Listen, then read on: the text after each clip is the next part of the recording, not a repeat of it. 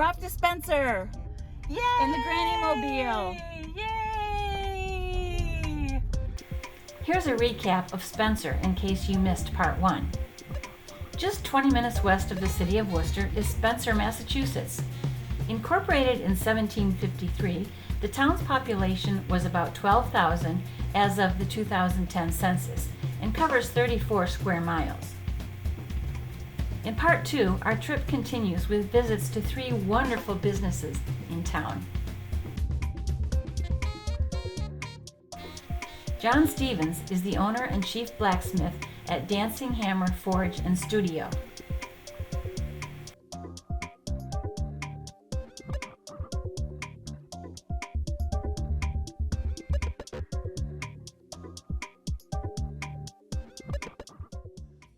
I am with John Stevens from the Dancing Hammer Forge and Studio, and he does a lot of metalwork. Welcome to our show. Well, John, glad to and be a thank part you. of it. Great. I'm excited to get the story out there. We've got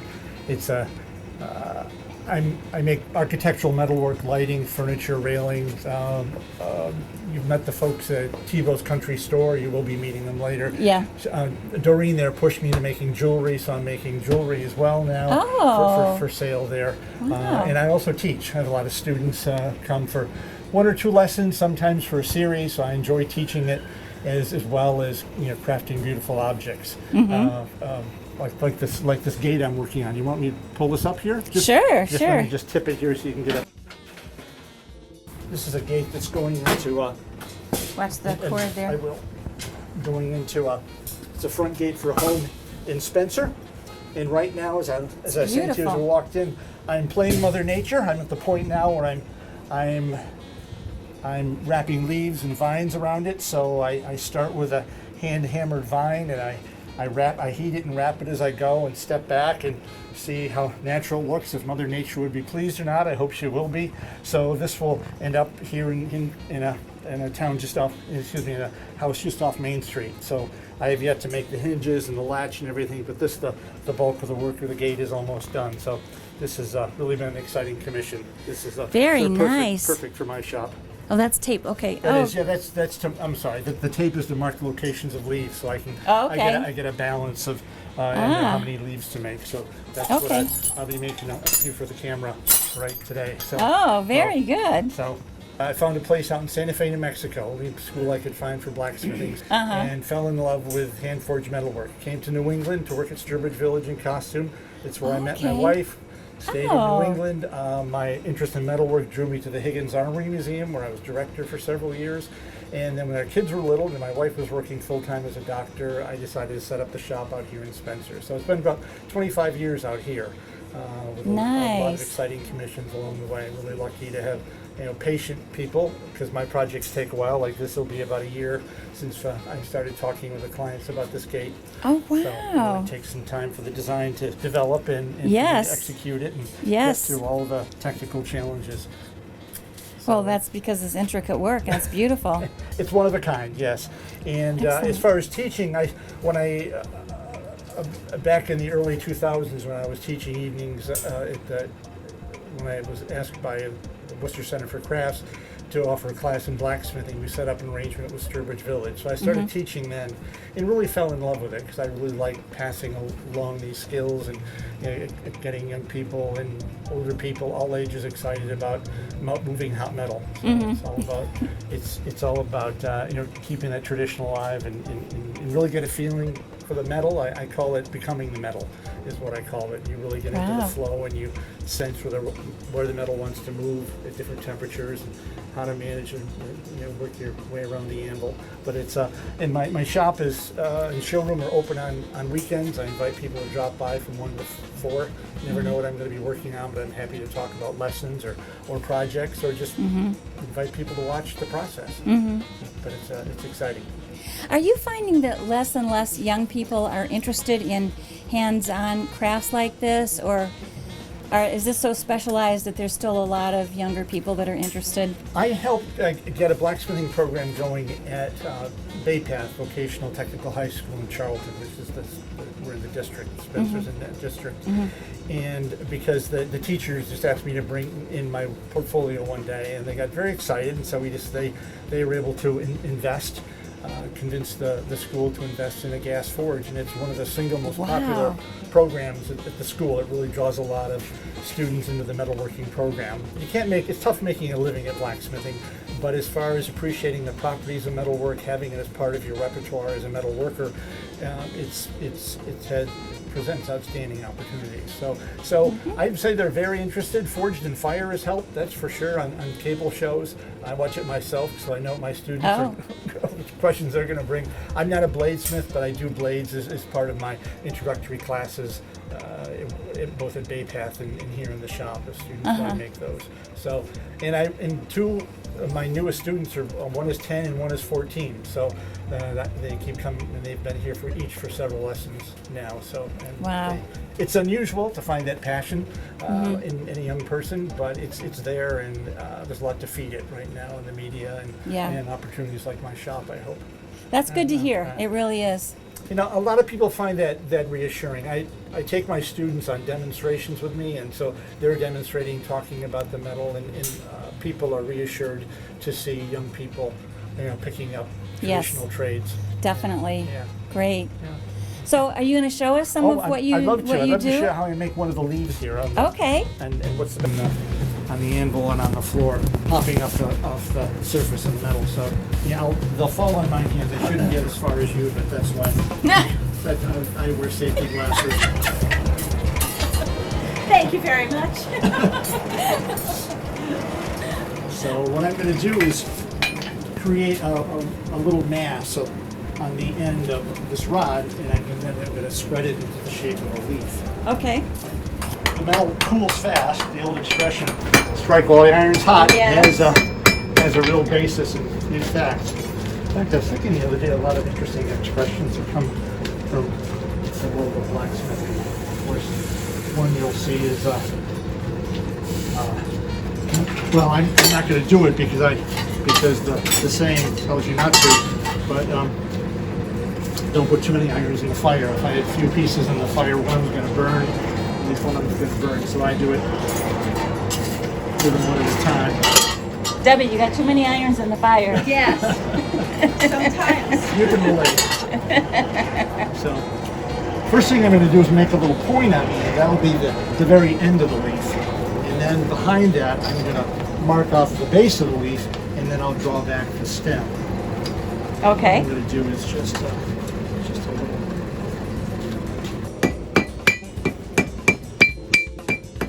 This is the horn of the anvil. It lets me squeeze out that little point, and I'm going to take it to the.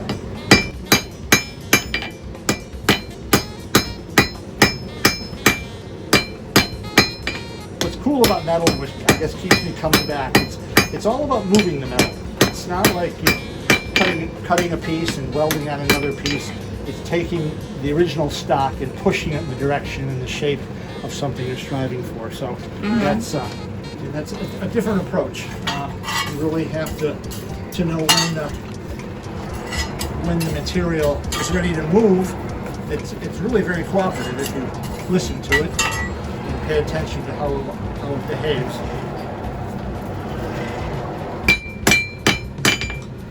So that little pointed mass in the end is going to become my leaf. Okay. So I'm going to heat it up again because I know what I know what I need to do and what temperature it needs to be at. And all of it, when I say temperature, it's all about the color. I have no thermometers. It's very basic. The old timers didn't have thermometers, but they knew what you could do in different colors. You kind of get to know by the feel of it. It's my thing. They say, be the metal. It's my motto. There's my basic leaf shape. Nice. It's about 6 minutes or so for a leaf, 6, 7 minutes. And how many leaves are going on that fence? Dozens and dozens. So it's several hours of leaves. Yeah. And I planted some larger leaves at the bottom, smaller ones are at the top.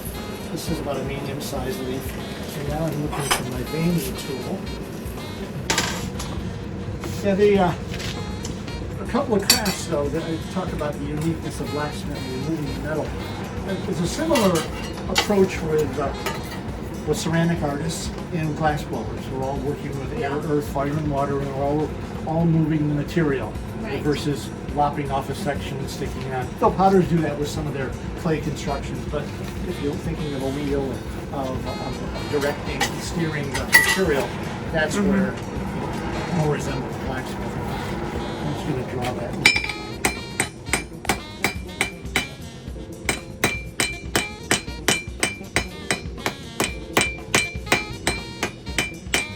A little leaf like this, I'll use 3 different hammers. Seems like a lot for a little leaf, doesn't it? Do you have carpal tunnel syndrome? You know, I don't. It's my shoulders that give me a lot of problems. If I was out here full time, like I'm out here a few hours a day, I think I do have it from time to time. I have tendonitis, but it pales in comparison to the shoulders at this point. Now I'm going to cut this off, and then I'm going to give it a final little tweak so that it really looks like a leaf. So I'm putting over a tool called the Hardy, and I'm just going to cut it off. You can see the cut that I've made. Now I grab that now I have to turn it home because it's too short to hold. I'm just going to draw this out a little bit more. Just draw that stem out.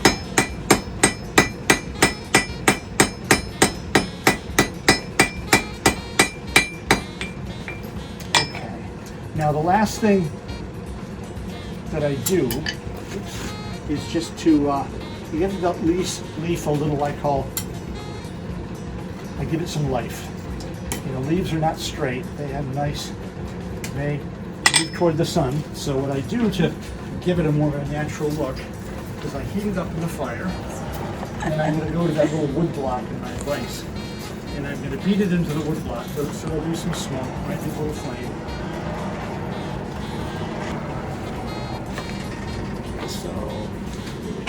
Careful. It's okay. Right here.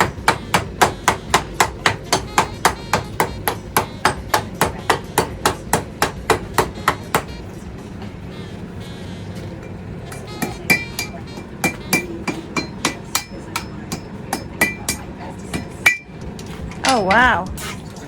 It really makes it pop when you put that little dish in it. Yeah. Make sure it goes off the front. So there's the leaf. That is awesome. Nice. I love it. It's one of my favorite objects to make, leaves. I love it. It's cool. Sure. Oh, absolutely. That's for people. Wow. People hot leaves. That is great. And I also have a Facebook page. I just posted yesterday a project that I was called personalized hooks. Hooks made of rebar with people's initials. I get a lot of requests for those. Oh, cool. And I'm going to be posting a picture of my student from last week. We made just show you. It was a culminating project for him. I got sort of got a kick out of this. He wanted to make a roasting fork, so I made this with this is for a 10-year-old who is 4th lesson. He made this. A 10-year-old. A 10-year-old. So wow. we made key rings first. We made hooks. Nice. I build when I've got a series of lessons that I can plan on. I will plan projects that build on each one, and so we culminate with a new set of skills and a lot of familiar ones. So, but when we were done, I told him we would test it out. I'm not sure he knew what I mean. So we had s'mores in the shop when we were done. So we made s'mores. Over that fire? Over that fire, yeah. It took about 1 second, right? It didn't take long, that's for sure. And it didn't taste like coleslaw, which was my concern. But it just didn't, it's the same kind of effect. Sure. It was very fast. There you go. The campfire. Absolutely. So that was a nice way to wrap up a series of lessons. So. Excellent. So there's a section on lessons there, and I a lot of my students I will post their pictures, of course, with parental permission, in the projects they're working on. I've got a couple coming in a few weeks to celebrate their 6th anniversary, which I did not know until people told me that 6 is iron. That's the gift you're supposed to give. So they're making a pair of heart hooks for the 12th anniversary. So I'm an old I love that. So I work with couples, with kids, a group of guys in here making fireplace pokers, hanging out, just talking about 4 or 5 hours, and what do you make your turn? But time goes fast at the forge. Yeah. Excellent. Absolutely. Well, thank you so much. It's been great talking to you. And you picked a great day too. I mean, this is summer in the forge. This is a We brought the sun with us. Didn't they tell you? And the heat. I know. Yeah. The heat was me. He brought the sun. Oh, okay. You're the hot one. Okay. Just kidding. July. Come on. What is it today? So.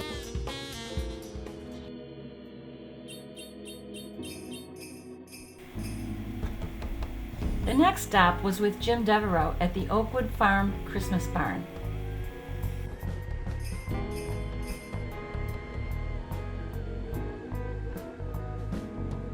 And the people came to the door, and so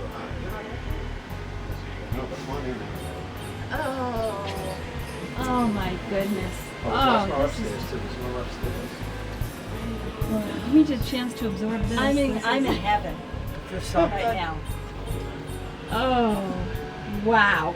I hope there weren't too many spiders in it. I haven't even. That's with these. I decorate. I make the bows and put them on. That's what I do all winter. You should have Florida for the winter. Wow. Hi everybody, we're here with Jim Devereaux and we're at the Christmas barn. Oakwood Farm. Oakwood Farm Say that Christmas 5 barn. times fast. Okay. I can't. I'll lose myself. Devereaux's kind of tough too. So I'm tell sorry. us about the barn. This is an old. My father had this place since the early '40s. He had a poultry farm here. It was full of Rhode Island red chickens, and now there's no more chickens. It took a lot of scrubbing to get everything clean and neat. But the barn was empty. My folks were concerned about what we were going to do with the barn, and they both passed away before I did anything with the barn. We had started selling Christmas trees. My brother had gone to Stockbridge at UMass for agricultural, actually landscaping, and he had planted 500 little Christmas seedlings on the back hill here. And that was 10 years later, and they had grown up into basically Christmas tree size. And I started selling the trees to help them clear it out over there. And started right across the street here, and put them on the side of the street. That's when I started in 1974. And then I started making wreaths, some small centerpieces arrangements. I had a wonderful lady that was my neighbor. I lived a lake across the way here. And she was my neighbor, and very, very helpful. She taught us how to make bows, how to do a lot of different things. She helped me out tremendously when we started. We started just in this little corner over here. Did you? And since it's got out of hand. And we don't sell any more Christmas trees. That's kind of it in a nutshell. I don't think it's out of hand. I think it's beautiful. I really do. So 1974. 1974, yeah, 47 years will be the day after Thanksgiving, so I sold the first Christmas tree. Oh, okay. Just And when do you open for the Well, season? So this year I decided I would do it again in July, because I make all of these things after trying to make them. And to get the shop, we did major repairs on the roof and wall and here, and it had to be all done. So we had to take everything that was upstairs, off the ceilings, off the walls, off the pegs, and for the week to come in and do all the work. Wow. So that kind of set me back, so it would have been really inconvenient to open any earlier. So it's been July 24th, so I'm going to say it's going to be July 24th. July I'm not 24th. getting any younger, as you can see. None of us are, but that's No. okay. We all do what we love to do. Exactly. That's the key right there. Do what you like to do. Yes. Christmas is the nicest time of the year. Yes, You get it to is. enjoy it 365 days a year. Yes. Yes, you do. Yes, you do. So everything is made by you. Not everything, no. Okay. The ornaments, I buy the ornaments. Okay. I don't make all the, but all the centerpieces and arrangements, all the these here, I buy the ball, but I enhance them with bones. Okay. But not They're everything is beautiful. made at this conception here, because I do buy all basically the ornaments are all bought. Okay. So, show us around. Come on. Okay. This is probably the next project to change out the colors now here. Ship until late August, early September. There's only a few Christmas shops that Yeah. take stuff early. Okay. So I'm low on this, but we try not to be. We kind of keep it by sections. There's sports sections, there's animal sections. The popular baby first Christmas together. And then these are some, they're interesting. And the whole wall glass comes. Oh, I love the owls. Yeah. All the different birds. It's Yep. bluebirds. The most popular is the cardinal. Yes. Hummingbirds are popular too. And as hummingbirds, everybody loves. to see Everybody them this loves time of the year. hummingbirds. Yes. Yeah. And the cardinals want to. And the cardinals, for sure. They're here anyway, and they're ready to go. These are all glass ornaments, old world glass, out of Washington State.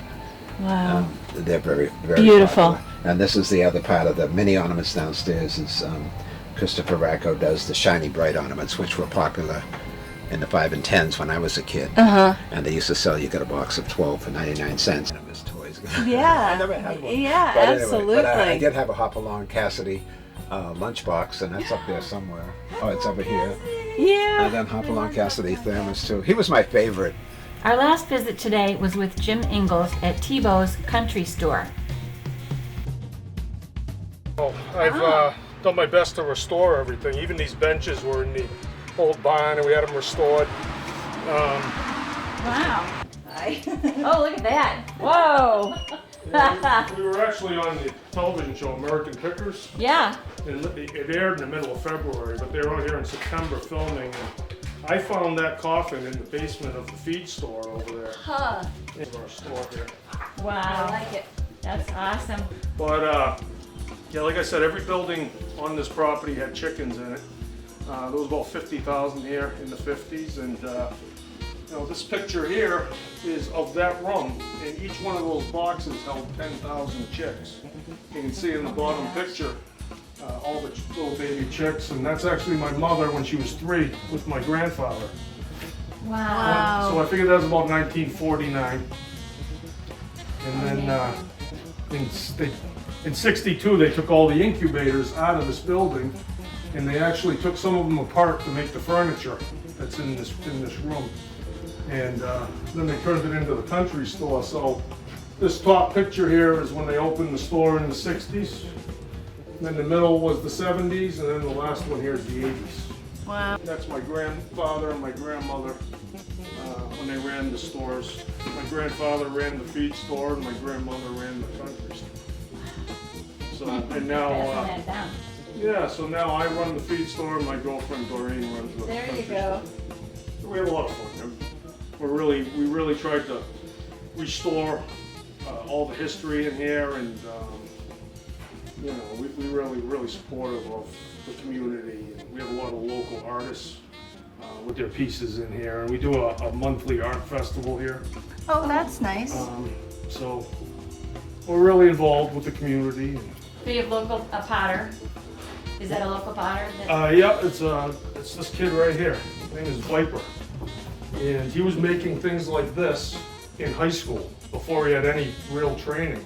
And now he's studying ceramics in college, and he's a real master at it. So, Nice. but again, Nice local. stuff.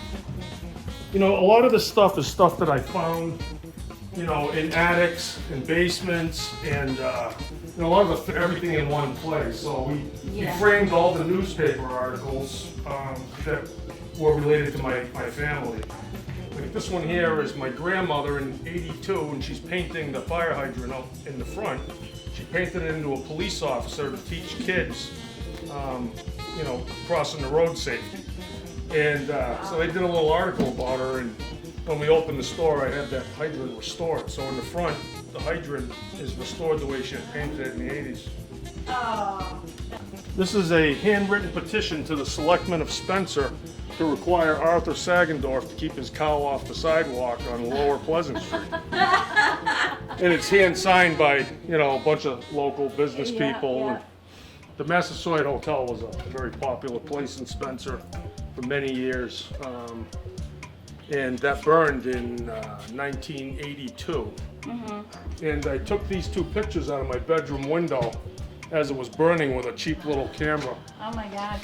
So it's just a little piece of personal history, but you know, this picture was buried in here, and that's the 1900 Spencer Fire Department. And it's, you know, all the guys' signatures are there. And my grandfather must have got the picture somewhere and had the guys sign it over the years. He had all kinds of stuff, huh? Yeah. In terms of pictures. And Dunkin' Donuts came out, put us on their calendar there. That's the 87 Dunkin' Donuts calendar, and there's two actresses eating munchkins on the bench. Really? Yeah. Oh, not famous, just the head actors, yeah. Actresses. Somebody told me that the little girl is the granddaughter of the founder of Dunkin' Donuts. If you read here, Civil War Publishing Company, but it's probably a early 1900. Facsimile? What's that? A facsimile? Yes. Okay. Yeah, we have one of the fabulous artists that are really talented. They make things like this, you know. There's John's stuff behind you. One like this. He plays the wax too. So it works? Oh yeah. Oh my gosh. We have a lot of fun in here at Christmas. It's like a Hallmark movie, you know. We got this old music and all the lights, and I roast chestnuts and all that stuff. Oh, do you? I wanted to keep all the paths, you know, just more history. We even have the original guest book. Did you restore things yourself? Yeah, everything Doreen and I did. Wow. This was the original guest book from the 60s. Look at those dates. 1960. Yeah, 1966. Wow. It's one of our local artists. She was going to enter that in a. Baby, what's the story about this? A recycled runway show. She was going to enter But it that. got canceled due to COVID. Yeah. Oh, So So she that's really very wanted clever. to display it somewhere. Yeah. And I gladly displayed it for her. Yeah.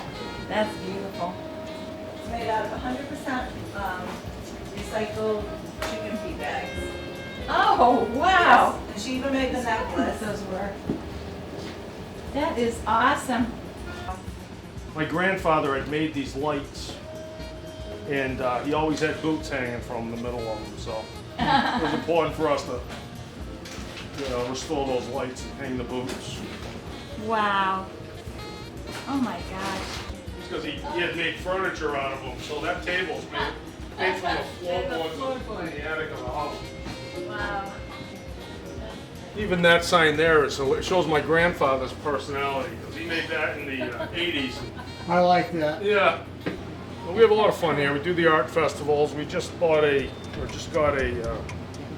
24-foot Native American teepee, all hand painted by Sioux Indians. Is that what I saw in the down near the backyard? river. Yeah. It's really beautiful down there. Wow. And on the weekends, we sell hot dogs and snow cones, and Neat. people get their little meal and go down to the river and sit there, Uh-huh. you know, and eat. So. We do, yeah. John actually made the. John knew my mother. My mother passed away a couple of years ago. Oh, Yeah, sorry. thank you. But he really adored her, and he's such a great blacksmith. He made the rooster under our sign That's right. for He us. said he did that. And it has a rose in its beak, representing my mother. Her name was Roseanne.